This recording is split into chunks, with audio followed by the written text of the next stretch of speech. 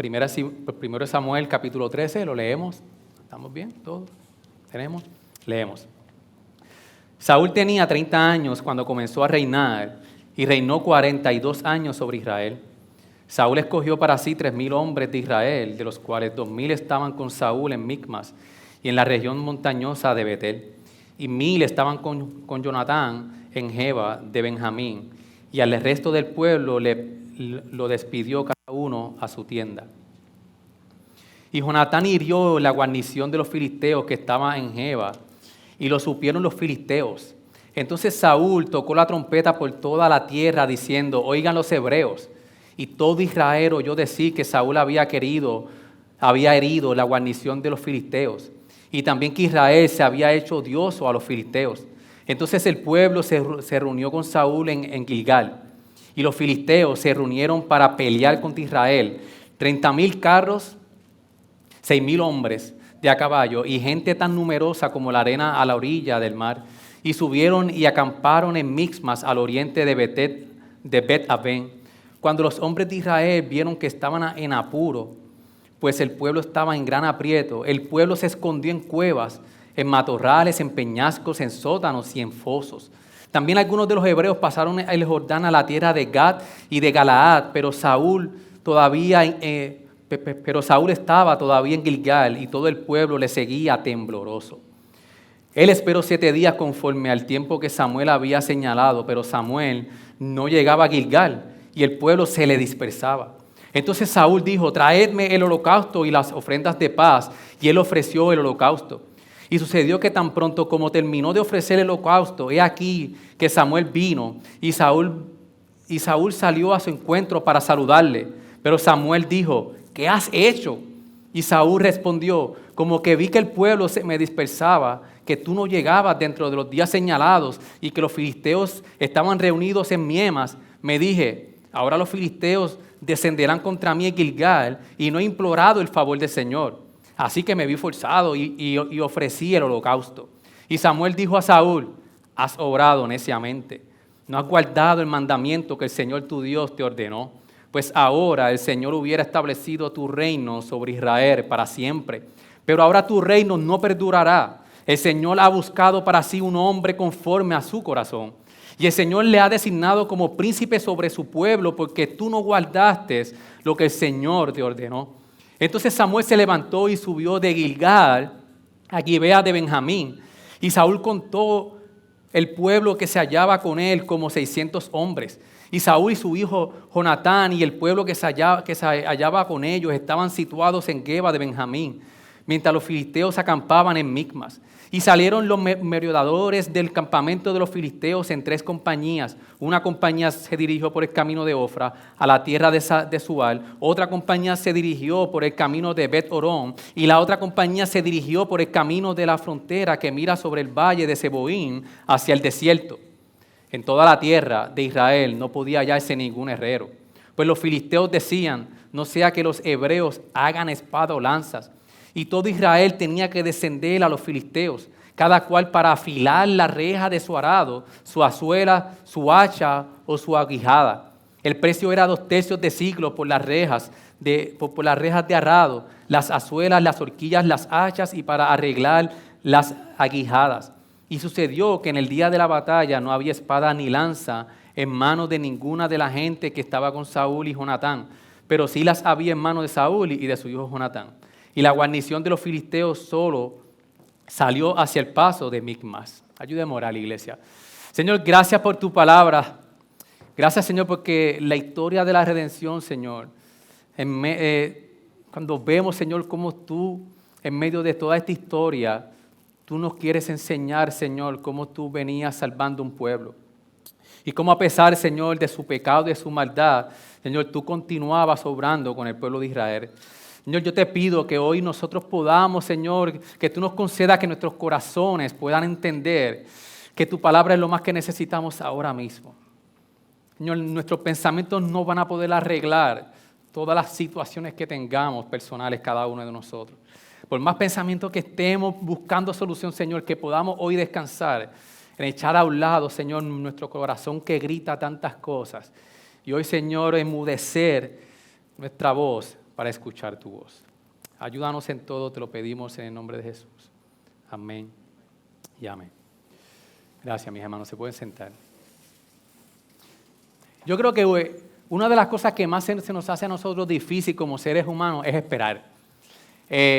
Como todos saben, yo trabajo en un hospital y en la sala de emergencia ocurren muchas circunstancias y muchas emergencias, valga la redundancia, de personas que llegan heridas a punto de la muerte. Pero allí van muchas personas que van para ciertas cosas que no son de emergencia.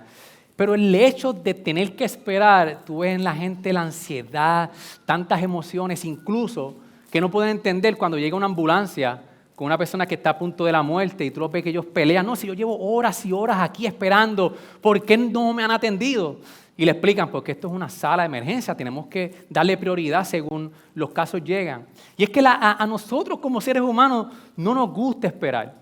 A nosotros no nos gusta esperar porque significa que cuando esperamos no tenemos el control de las cosas y que mucho nos gusta tener el control. A nosotros no nos gusta esperar porque significa que no somos poderosos. Cuando nosotros estamos en un tiempo de espera, nos hace saber el tiempo en que vivimos que nosotros no somos poderosos, pero que mucho nos gusta el poder. Cuando nosotros en un tiempo de espera, yo no sé si a usted le ha pasado, que los peores días en su trabajo son los más largos. Los días de más ansiedad, de cuando peor está, yo no sé si a usted le ha pasado que usted dice, ¿qué día más largo? Yo no sé si también les ha ocurrido que cuando está frente al ponchador y los que ponchan por minuto, ese último minuto, de esperando el ponchador, dice, por una razón, es lo más largo que hay en todo el día, ese minuto parecen horas. Y es que cuando nosotros entonces estamos en un momento de espera, todo el mundo es testigo que crea emociones en nuestras vidas, que crea ansiedad, desespero y crea angustia. Y en muchas ocasiones, esas emociones en medio de una espera nos hacen tomar las decisiones incorrectas. Nuestro problema es que en ese momento nos dejamos llevar por nuestras emociones y no por la verdad que Dios, como vamos a ver en el texto, está siempre a nuestro cuidado y nos quiere guiar en este camino tan difícil de la vida. Ahora, nuestro problema es que creemos que nosotros podemos tener control de todas las situaciones y queremos tenerlo. Y no tan solamente eso, sino que decidimos actuar en nuestra sabiduría, lo que nosotros entendemos. Queremos tomar nuestro camino en muchas ocasiones y no el camino de Dios. Ahora, este texto nos viene a enseñar que no esperar en el Señor es desobediencia. Porque no esperar en el Señor y no buscar su voluntad, es decir, y estamos diciéndole a Dios que no confiamos en Él y en su sabiduría. El no saber esperar en el Señor, la iglesia, es una desobediencia. Una desobediencia grasa de decirle al Señor, tú no eres sabio. Yo tengo que actuar por lo que yo entiendo que debe de pasar. Queremos nuestro propio camino y no el camino de Dios. Ahora, la solución que nos trae este texto para nosotros es que en Cristo nosotros tenemos un Rey que sí supo esperar para transformar nuestras vidas hoy. Y en base a lo que Cristo hizo, nuestros corazones pueden ser transformados para nosotros poder escuchar su voz. Que debemos simplemente, iglesia, esperar en Él para ser guiados por su voluntad. Ahora, esperar es mucho más que... A veces yo escucho, tienes que ser valiente en el tiempo de espera que el Señor te va a guiar por donde Él quiere. Es mucho más que eso, iglesia. Es mucho más que ser valiente. Es simplemente esperar en el Señor. Y ese simplemente, ese adverbio que le antecede al verbo, simplemente, mucho más que ser valiente, es simplemente esperar en el Señor. Por eso, como nosotros vemos este pasaje que viene enseñando que tenemos que aprender a esperar en el Señor y escuchar su voz para poder ser guiados en su voluntad, vamos al texto. Cuando nosotros vemos entonces que comienza la narrativa explicando entonces cómo Saúl escogió a 3,000 hombres y Jonatán a 1,000 hombres. Y nosotros vamos a ver entonces un comienzo de reinado de Saúl no esperado. Cuando nosotros vemos en los capítulos anteriores que Saúl ha tenido unas victorias, aquí el texto empieza entonces a darnos nosotros unos hints de cómo el comienzo del reinado de Saúl no es el esperado, como el rey que Dios estaba buscando para su pueblo. Y lo podemos notar porque aunque Saúl tenía 3,000 hombres y Jonatán 1,000 hombres, dice el texto en el versículo 3 que Jonatán tomó la iniciativa y hirió la guarnición de los filisteos que estaban en Geba. Entonces cuando nosotros vemos de que el pueblo le estaba pidiendo a Dios un rey para que ese rey fuera delante de ellos a ganar victorias y batallas. Cuando nosotros vemos en 1 Samuel 8, 19 al 20, que dice, no obstante el pueblo rehusó oír la voz de Samuel y dijeron, no, sino que habrá rey sobre nosotros, a fin de que seamos como todas las naciones, para que nuestro rey nos juzgue, salga delante de nosotros y dirija nuestras batallas. Y aquí el texto empieza a decirnos ahora, Jonatán fue quien tomó la iniciativa de ir contra los filisteos. Pero vamos a ir viendo que dentro del pasaje de la narrativa, vemos que aunque esto no es así, los propósitos de Dios no se frustran. Aunque no es Saúl literalmente que está yendo, dentro de toda esta narrativa nosotros vamos a ir viendo de que los propósitos de Dios no se frustran. Y el pasaje nosotros lo podemos dividir desde el capítulo 1 hasta el versículo 7, donde muestra entonces en el desespero y en el momento en que se encuentra el pueblo de Israel. También entonces desde el 8 al 14 es el núcleo, el centro del texto donde nos dice el autor y en la narrativa nos quiere expresar la condición de Saúl y cómo eso repercutió hacia el pueblo. Para entonces final del 15 al 23 poder seguir viendo en la condición o en el momento difícil que se encontraba el pueblo. Entonces comienza el narrador dándonos un hint de que hay algo mal en Saúl. Cuando nosotros vemos de que incluso en el versículo 4, Saúl hace ver al pueblo de que no fue Jonatán el que destruyó o el que hirió a los filisteos. El versículo 4 dice, todo Israel oyó decir que Saúl había herido a la guarnición de los filisteos. Saúl engañando al pueblo es lo que muestra el texto. Y no solamente eso entonces, de que vemos de que lo que hizo Jonatán muy normalmente hizo de que el pueblo de Israel fuera odioso a los filisteos. Y esto provocó entonces que los filisteos dijeran, ok, vamos a meter mano. Y esto, como decía Pastor Xavier, esto es una serie de Netflix exquisita de nosotros poder ver dentro de todas estas imágenes y toda esta aventura qué es lo que Dios quiere decirnos a través de la narrativa. Entonces viene los filisteos y se reunieron para pelear contra Israel 30,000 carros, 6,000 hombres de a caballo y gente tan numerosa como la arena a la orilla del mar. Y subieron y acamparon en Michmas, al oriente de Bet Aven.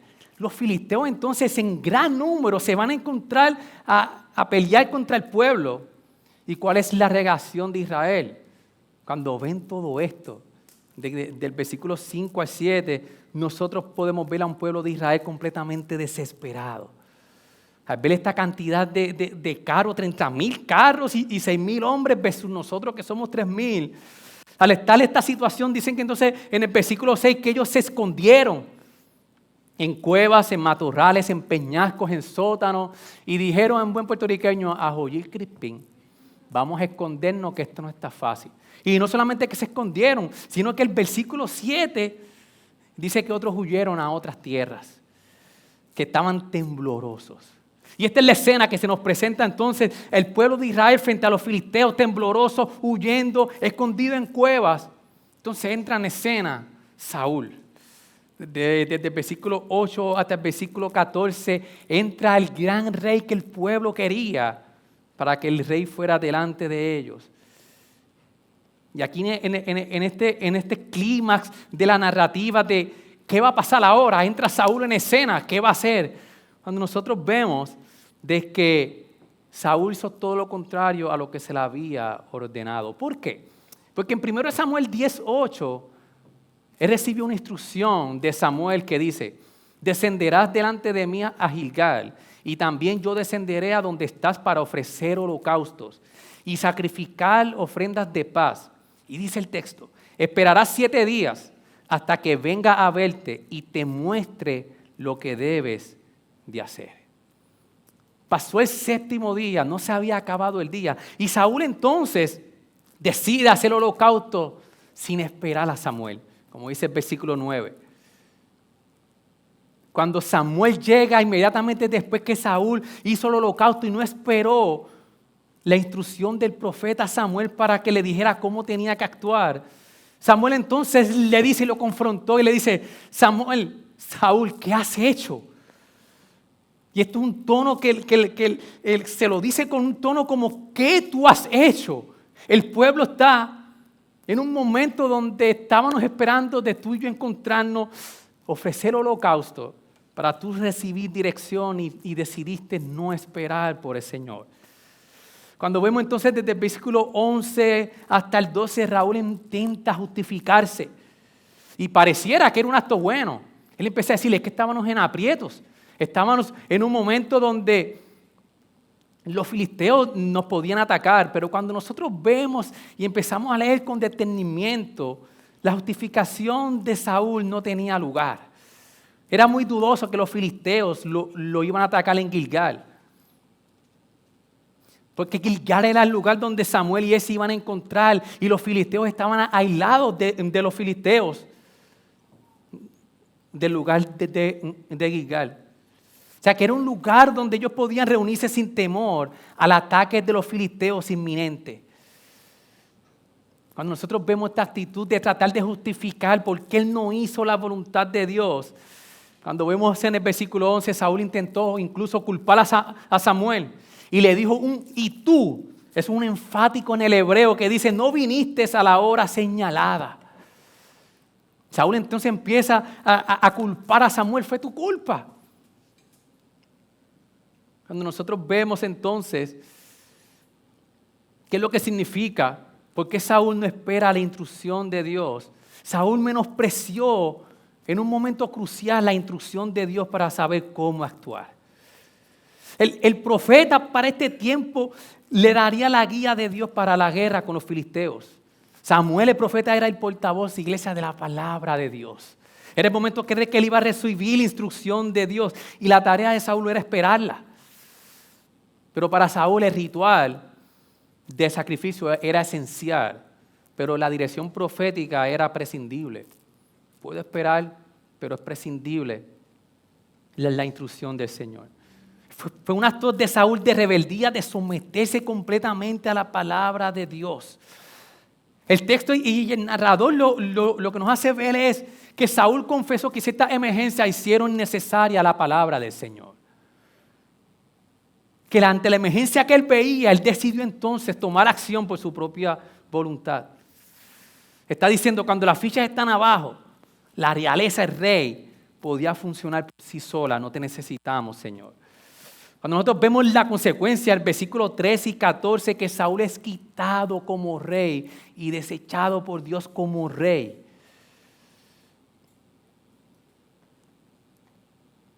Esta es la escena de Saúl.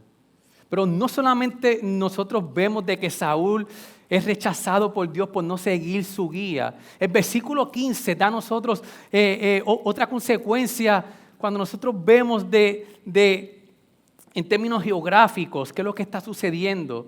Cuando leemos con detenimiento que el versículo 15 también es clave porque dice: entonces Samuel se levantó y subió de Gilgal, de donde estaban, a Gibea de Benjamín.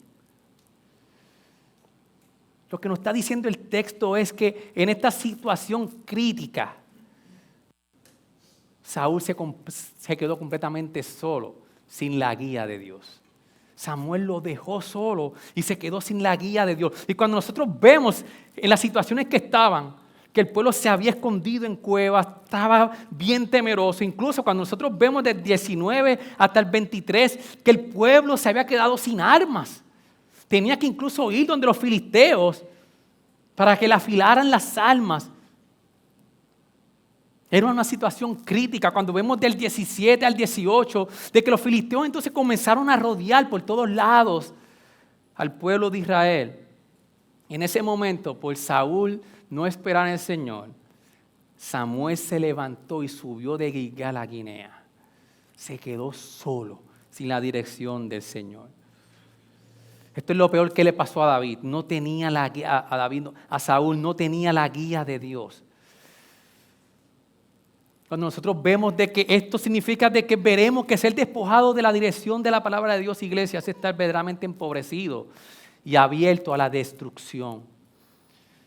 Una cosa es estar en una angustia terrible, como todos hemos pasado y muchos están pasando hoy. Otra cosa es estar solo en esa angustia.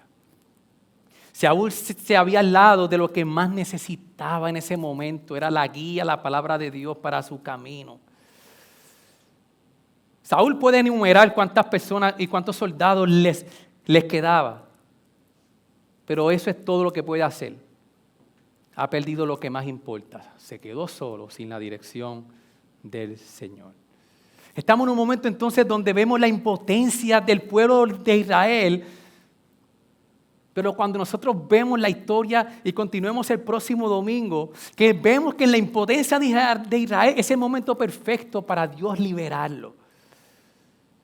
Este capítulo 3, iglesia, destaca el tema de la impotencia de Israel en un momento difícil.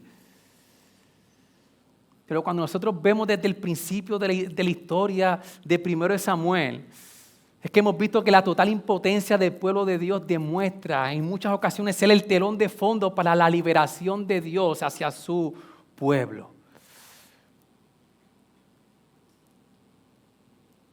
Ahora, ¿qué nosotros vemos después de toda esta narrativa, esta situación donde el rey que Dios había designado se olvida de la voluntad de Dios? ¿Cómo nosotros hoy podemos entender esto, iglesia? ¿Cómo lo podemos aplicar a nuestras vidas? Primeramente, cuando nosotros hacemos la conexión con Cristo, nosotros tenemos aquí un rey que no era conforme al corazón de Dios, y tenemos un rey que no confió y desobedeció a Dios, pero en Cristo Jesús nosotros tenemos un rey que en la hora de su extrema necesidad en Getsemaní no manipuló la voluntad de Dios. Ahora nosotros tenemos un rey en Cristo que nosotros sabemos de que este texto, cuando dice que Dios ahora va a buscar un rey conforme a su corazón, está apuntando a David, pero David entonces también apunta al verdadero rey para ti y para mí, que es Cristo Jesús. Jesús no tomó cartas en el asunto. En cambio, Jesús en el momento de necesidad más extrema dobló rodilla al plan y al propósito del Padre, orando, como dice en Lucas 22:42, Señor, no se haga, Padre, no se haga mi voluntad, sino la tuya. Jesús es el rey que confió, como ahorita leía el pastor Xavier, el rey que fue obediente incluso hasta la muerte en una cruz. Filipenses 2:8 dice, y hallándose en forma de hombre, se humilló él mismo, haciéndose obediente hasta la muerte y muerte de cruz. Iglesia, nosotros tenemos un rey que es perfecto, conforme al corazón que Dios estaba buscando. Por eso hoy nosotros, por Jesús, iglesia, nosotros podemos confiar y esperar en la voluntad del Señor. Tenemos un rey perfecto. Por eso no debemos de temer ni escondernos como lo hizo Israel. Israel se encontraba en un momento difícil porque no tenía un rey conforme al corazón de Dios, pero nosotros sí tenemos a ese rey en Cristo Jesús. Que aunque estemos sin armas, en muchas situaciones como Israel nos encontremos que no sabemos cómo pelear en un momento dado.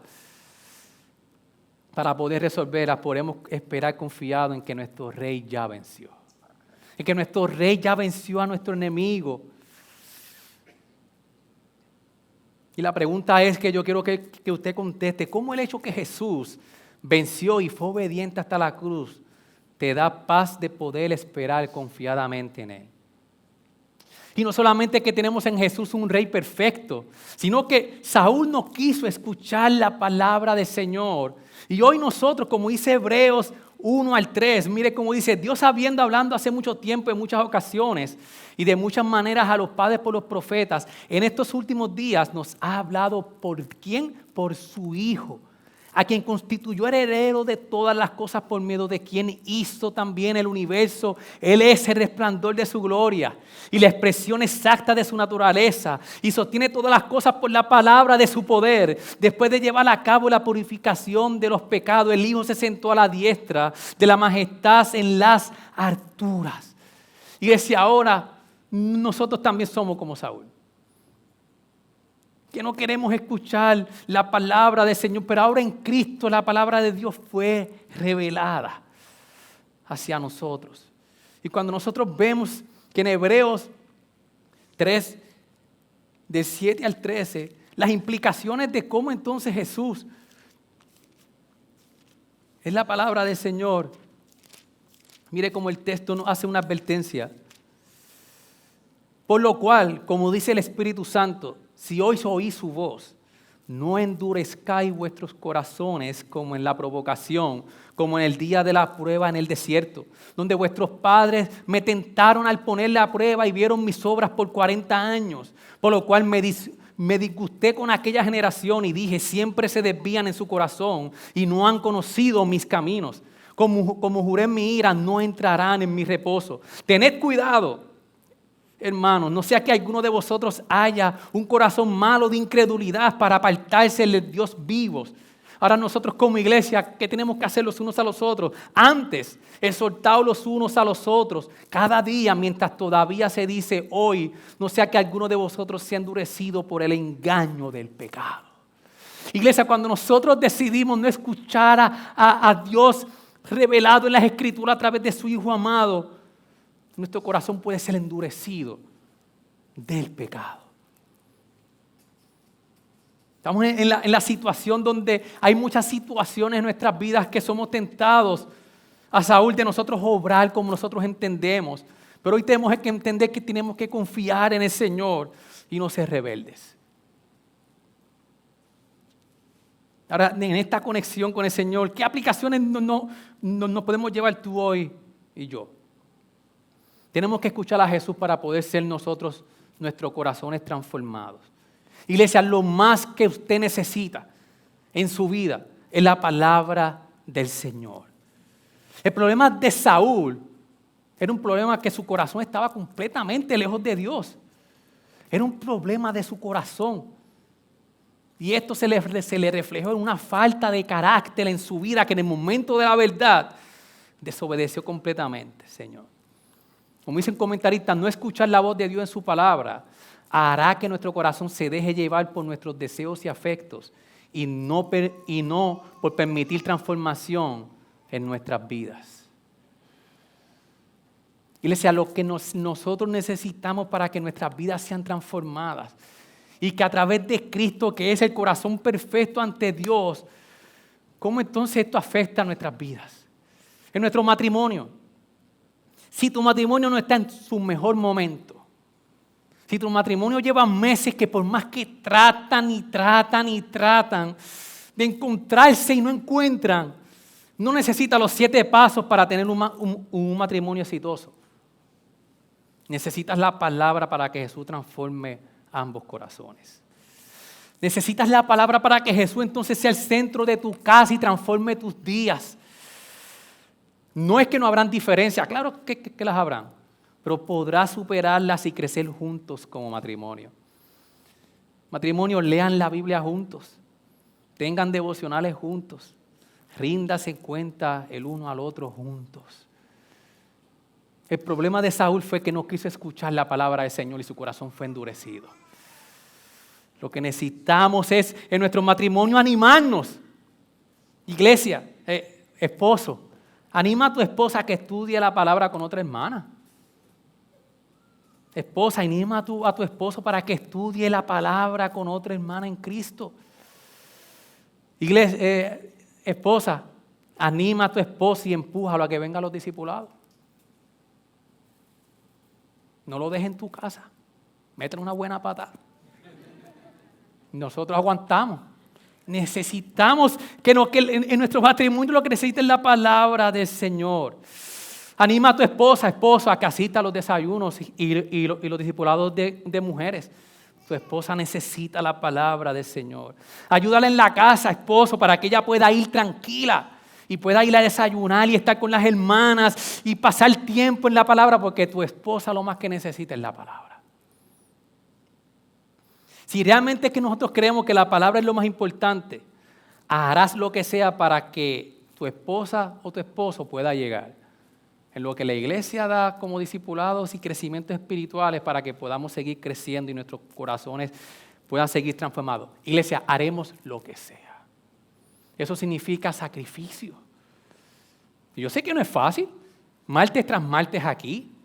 Oye, qué cosa que la lluvia está, una cosa que para uno quedarse en sus casas.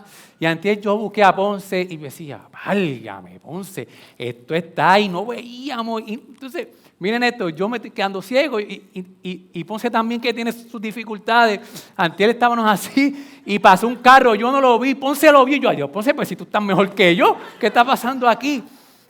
No va a ser fácil, iglesia. En nuestra historia como iglesia hemos visto que cada vez que comienzan discipulados, momentos de la palabra, póngale un sello, son las peores semanas en su vida. ¡Qué casualidad! Entonces, si realmente lo más importante para nosotros es la palabra, si lo entendemos, vamos a hacer lo que sea. Si te da lo mismo, estás como Saúl, que es indiferente la palabra del Señor en su vida. Esposo y esposa, si no estás ejerciendo bien tu rol en tu hogar y no te encuentras, necesitas que tu corazón sea expuesto a la palabra.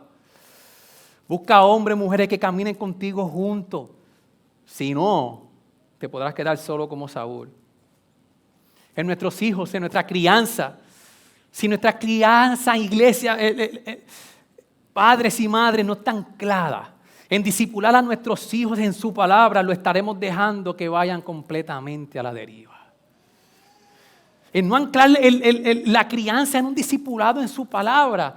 Y les estás enviando a tus hijos a la deriva.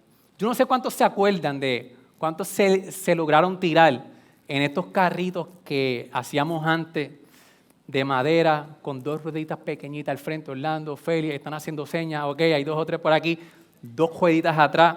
El Kia era una cabulla que tú eras así. Y la peculiaridad es que el carro no tenía freno. No había forma de ponerle freno. Tú frenabas con lo que te encontrara al final de la cuesta. Y yo recuerdo que cuando estaban así nos tiraban y el vacilón era, el relajo era, cuando se estrellaba al final, eso era la carcajada hasta lo último. Iglesia, literalmente, cuando no discipulamos a nuestros hijos en la palabra del Señor, los estamos tirando en un carrito sin freno. Y lo que le espera no es bueno. Los estamos enviando a este mundo lleno de maldad, oscuro, que lo que quieren es devorar sin la protección y sin dirección de cómo enfrentar la vida con la protección del Señor. ¿Estarán expuestos tus hijos a los filisteos sin armas? Quedarán huyendo y escondidos como Israel. Por eso es que el día, iglesia, que ellos vean que algún compromiso, cansancio o lo que sea más importante que llegar al día del Señor y sea opcional escuchar su palabra predicada y estar con los demás hermanos adorando al Señor, lo estamos enseñando que la palabra es importante, pero no es lo más importante en su vida. Que nuestros hijos vean con nuestras acciones que llegar aquí a escuchar la palabra de Dios es lo más importante en nuestras vidas, iglesia. Que no haya nada que se vaya por encima de nosotros estar en el día del Señor con la comunidad de fe escuchando la palabra predicada. Y la pregunta que debemos de hacer no es, ¿crees que valoran lo suficiente nuestro acceso a la palabra de Dios hoy? ¿Estamos nosotros realmente sabiendo y valorando cuánto significa nosotros tener acceso a su palabra y a su guianza? Es como intentar ir a un restaurante sin mirar un menú. Estamos menospreciando los manjares que hay en ese restaurante, pero si no miramos el menú no sabemos qué pedir. Y esa es la palabra nos da todo lo que concierne a la vida y la piedad. Mire cómo 2 Pedro 1:3 dice, pues su divino poder nos ha concedido todo cuanto concierne a la vida y a la piedad. ¿Mediante qué? El verdadero conocimiento de aquel que nos llamó por su gloria y excelencia.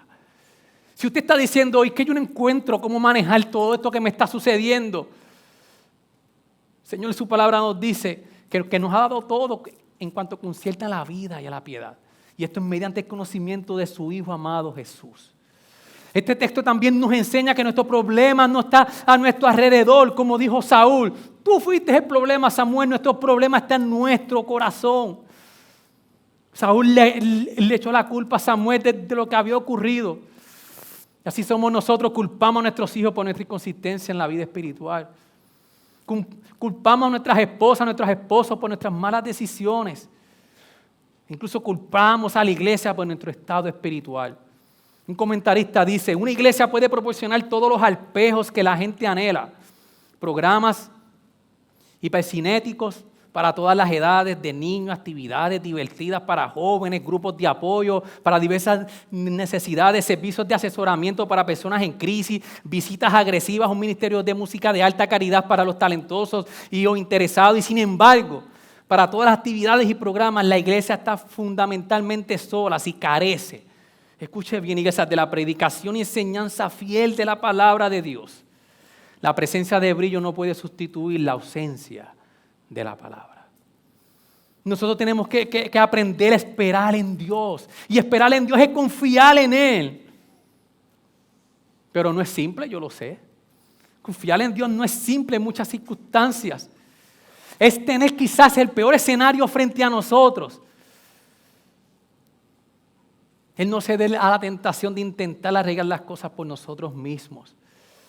En Proverbios 3, 5 al 7 dice, confía en el Señor con todo tu corazón y no te apoyes en tu propio entendimiento, reconócelo en todos tus caminos y Él enderezará tus sendas.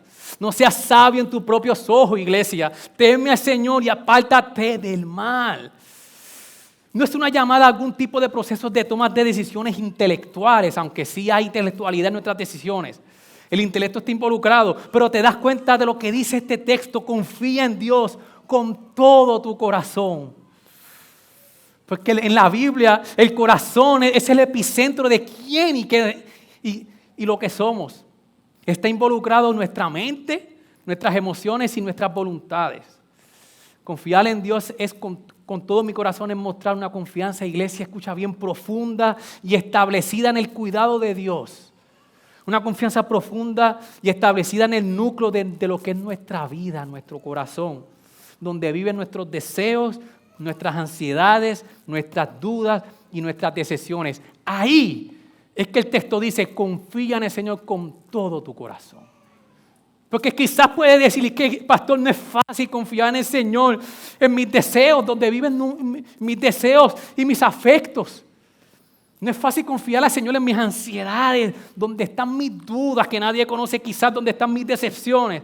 Ahí es que nosotros tenemos que ir a lo más profundo de nuestro corazón y permitir al Señor y a nuestro corazón confiar completamente en el Señor.